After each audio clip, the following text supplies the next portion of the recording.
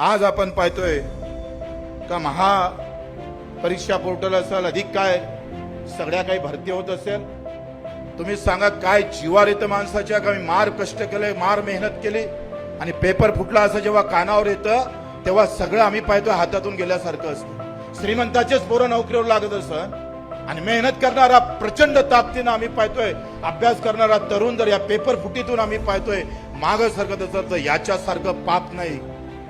ज्यानं पेपर फुटीचे हे सगळे प्रकार घडवले त्याचं छत्रपती स्वराज्यामध्ये ज्या पद्धतीनं काम व्हायचं, मला वाटतंय पेपर फुटीमध्ये ज्यांनी जे हातभार घातले असं, ज्यांचे हात असं, त्यांचे हात छाटण्याचं काम सुद्धा सरकारनं केलं पाहिजे.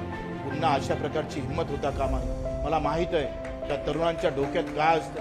अभ्यास करून जर आम्ही पाहतो पेपर फुटते असं कानावर गेलं तर त्याच्या मनात प्रचंड असंतोष निर्माण होतं.